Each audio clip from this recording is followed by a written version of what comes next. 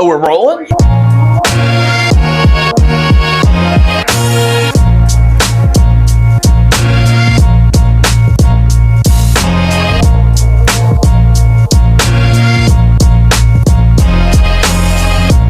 Hey guys, it's Zach RV with the Zach RV team of Keller Williams Realty, located here in Northeast Georgia. A little bit about us: we've been in business for 17 years. I started in the market of 2008. Those of you listening know what that was like.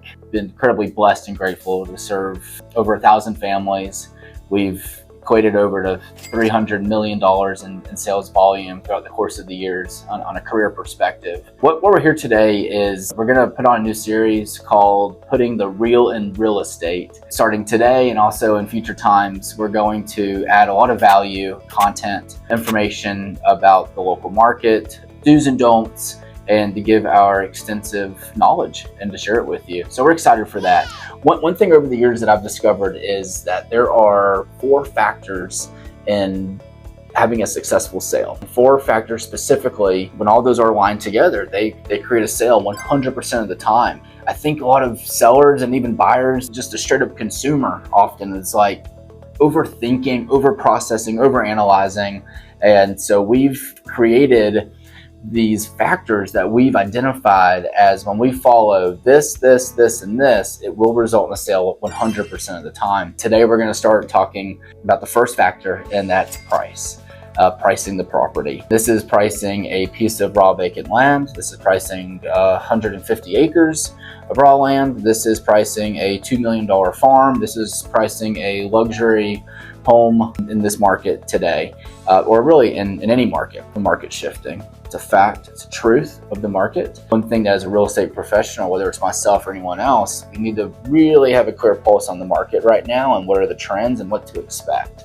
As the market continues to shift as well, price is going to be our biggest lever that we can pull. And a couple of controllables, as we go through the factors, there are some uncontrollables that we have, yet price is an absolute controllable. What we find is that when we focus on pricing accordingly in the marketplace, you're going to net the most amount of money. Usually time and money show up the most for a seller, and it's really aligning both of those together to achieve your goals ultimately. Pricing is an art. There's a science to it. It takes thoughtfulness and preparation to ensure that, hey, are we going to be underpricing and leaving money on the table? Or are we at risk of overpricing and pricing ourselves out of the market completely? When that happens, you're not going to sell.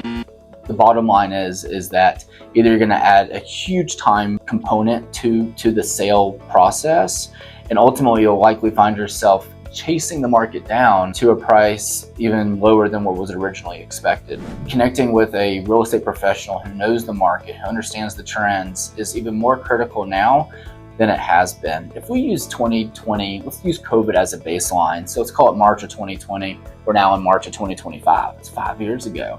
Everything was selling. When you look at March of 2020, 21, 2022, interest rates were, 2.7, 3%, 3.2%. Regardless of the location, the condition, or even the marketing, price wasn't as much of a question simply because of the cost. Cost was because of the lower interest rates. And now costs are higher because of the higher interest rates today. The value of getting really clear on where the market is will ultimately position you to make the best informed decision for you and your goals and what your aspirations and what your dreams are, and the reasoning and the motivation of like, hey, why am I selling? What is this doing for me? What is this impact going to make? And these are valid questions. That's going back to the law of supply and demand.